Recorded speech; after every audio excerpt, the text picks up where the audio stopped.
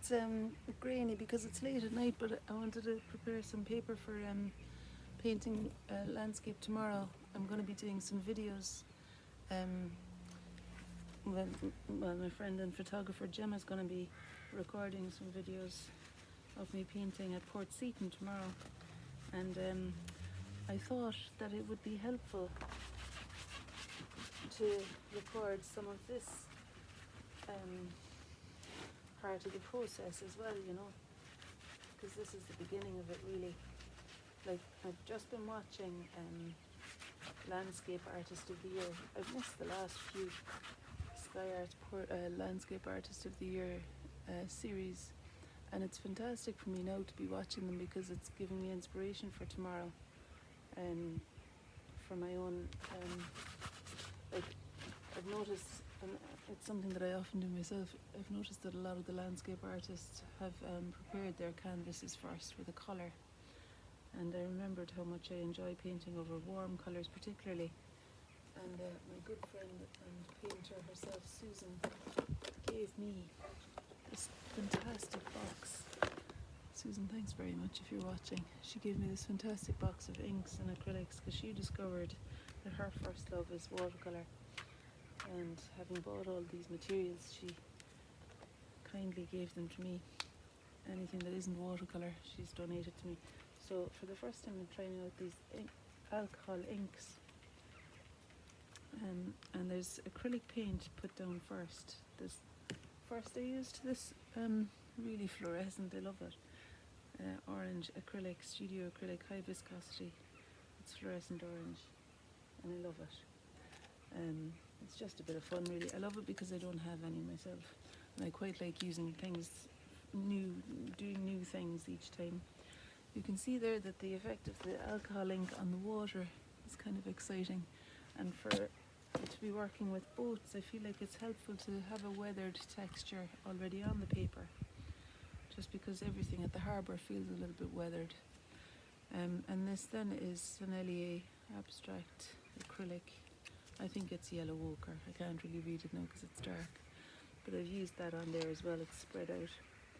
And what I had thought I might do, maybe I'll just get another sheet. I'm going to prepare a few because you never know. I might end up, liking one colour more than others, and it's good to have a few different ones prepared and not to feel precious about them then. Like, it doesn't really matter if I don't use all of them. I hope you can hear me okay. What I'm saying is that it doesn't matter if I don't use all of them, if I've got 3 or 4 prepared, you know. And who knows, it might be raining tomorrow, but I'm still going to do something on video. I'm saying, who knows, it might be raining tomorrow, but I'm still going to do something on video. I will have my microphone tomorrow.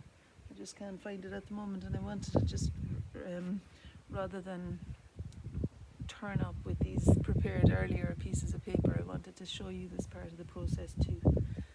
And as I say, it feels to me like this is an important preparatory thing to do. Oh yeah, so what I had wanted to do was put that to one side. And even when the paper is drying, you want to still have it fairly flat. So that's why I've got a few boards out. I wanted to keep it fairly flat because I keep putting my hand into this hole that Maisie's dug in the garden. I wanted to keep it fairly flat so that the paper doesn't warp as it's drying. Because when it's wet, it does go a bit warped. And what I thought I would do is put some of this orange paint, the fluorescent orange paint on again, so that I would have fluorescent orange that I could then flick onto. I should really have clean water, but this is all very spontaneous, this, and it's kind of an experiment, so I didn't prepare hugely in advance. There's a fantastic sunset sky that's not unlike that colour right now. I'm not going to be able to show you that, but I can show you my beautiful foxgloves. Aren't they inspiring? See them there? So pleased to have flowers. They survived Maisie's digging. Sorry. So the sunsets tonight is not unlike that fluorescent orange colour, and partly that's what has inspired me to use it. But I had also wanted to bring some of that fluorescent quality into the background sheets as well. Sorry, what I'm saying is I wanted to bring some of the fluorescent splashes into the paper I've started to prepare earlier. So I wanted to bring some fluorescent orange back into that effect then. And this is almost operating more as a palette than as a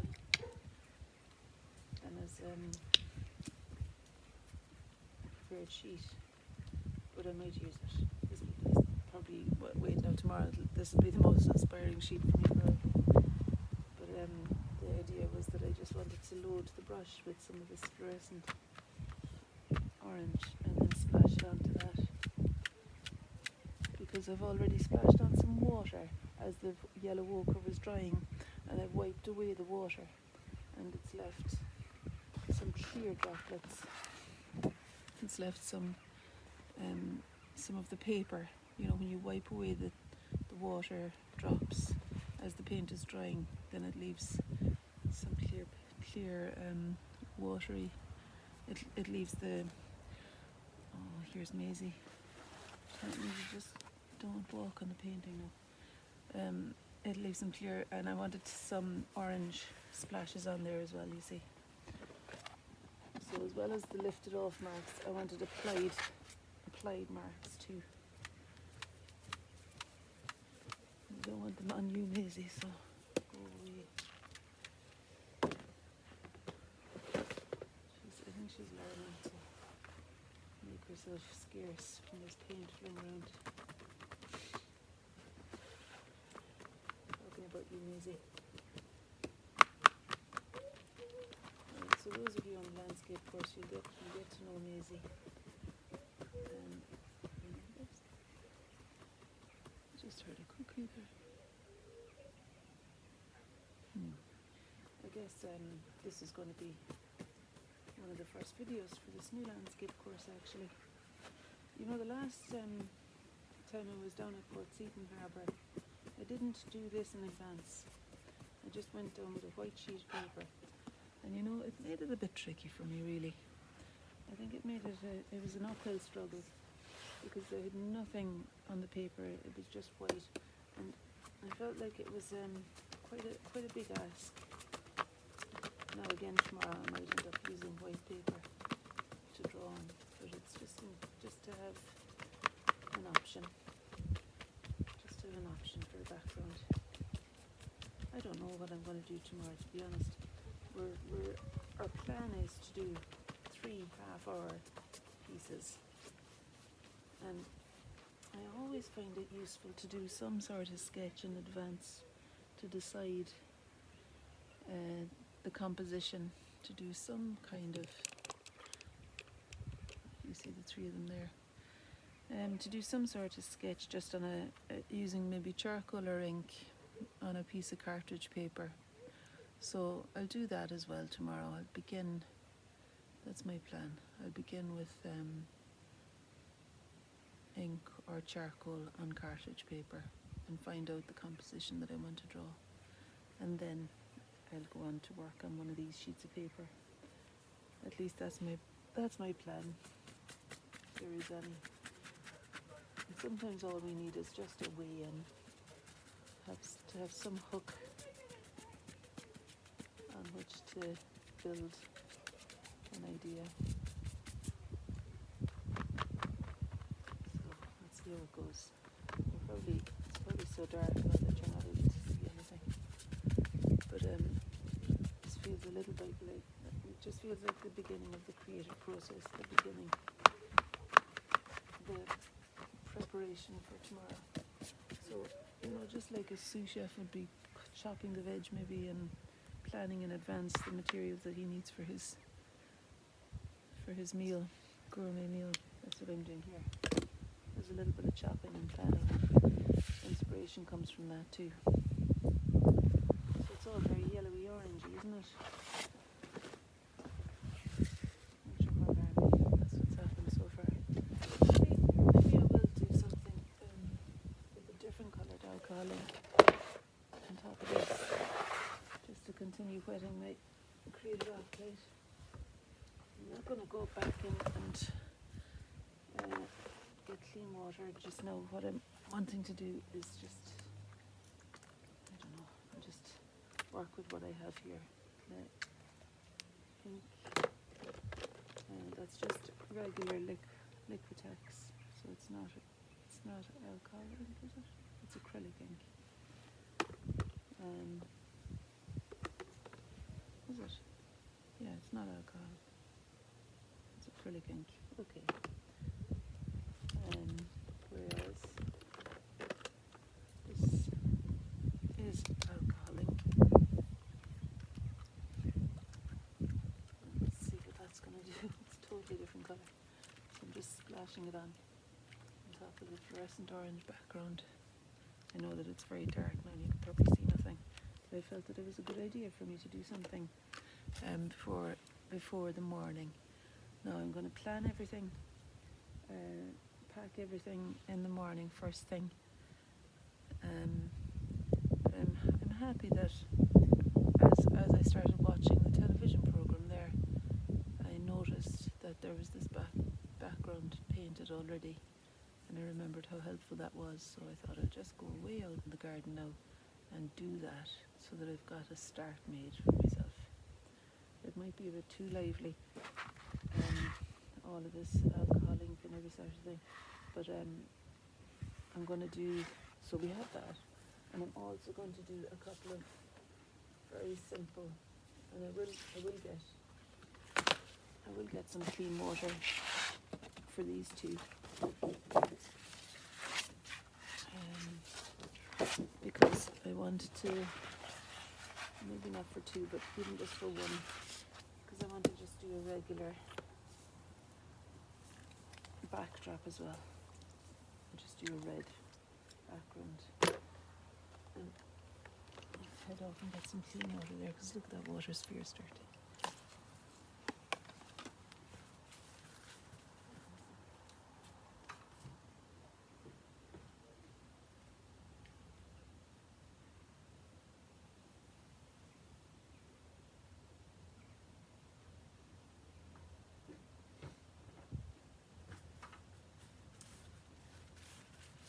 Okay, I'm back again. I think by necessity these videos end up being dark, or that there's always some sort of compromise being made. But I want you to be involved in every stage of the process, and art like this, it's not really possible to plan in advance every condition when it's an inspired idea like I've just had there from watching the program. I mean, I really do know in advance that it's helpful to have a background painted, but until I watched the program I wasn't reminded of that, and so I'm going to forgive myself for not. I'm just happy that I've remembered that really before it's too late altogether, before morning. Feeling a little bit tired in myself as well now, so I'm not going to be up doing loads of different backgrounds. I just want to do a few, and what I might end up doing is still working on white paper and tearing up some of this textured backdrop just to use for collage. Well, you never know. And even if I'm not using them at all, it's still worthwhile having invested something in the day tomorrow, having shown myself that I'm taking it seriously enough to consider whether a background would be helpful in advance or not, even if it's not used. It's a benefit to be experimenting already.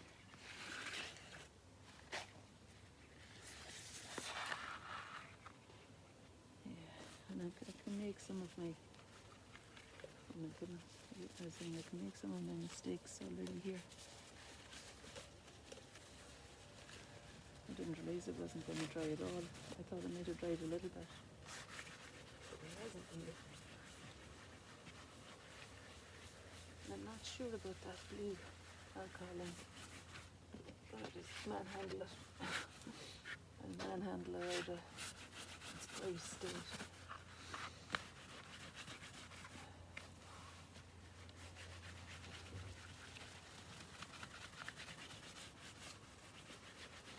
Kind of made it a bit weathered looking anyway, which is what I want for the harbour pictures really.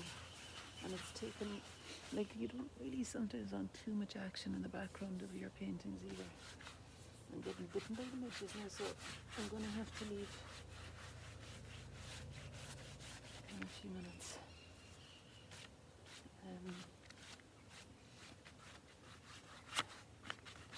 Okay, so it's no harm having something that'll stop me faffing. And the midges are what's doing that tonight, and also the fact that it's getting so dark now. You probably can't see much. So let me just show you the 4 prepared sheets. We've got this one that's pretty, it's just a very subtle, it's a very subtle kind of elastoplasty colour. And we have that one. I'll take these in so they'll dry over me. And then there's this other one here that I did earlier that was, it had, at first it was the fluorescent orange and then the yellow ochre acrylic paint. And then I splashed on some of this alcohol ink over the top. And then I splashed on some more of the fluorescent paint, the fluorescent orange. That's the second one. And then the third one, that's got high flow acrylic yellow was the first colour I put down there. And then I splashed on some water and wiped it away as the acrylic dried. And then I splashed on some of the alcohol ink, which gives the kind of a bloom effect there. I'm just going to see if this is dry. And then I painted on some of the fluorescent orange as well. Okay, that's quite dry. And then the last one was just in case I just wanted a solid-ish colour. I just painted this crimson sheet of acrylic. Okay, I'm going to say goodbye to you. I might end up doing a couple more, but it's so dark now that you can see nothing. And I'll see you tomorrow. Bye.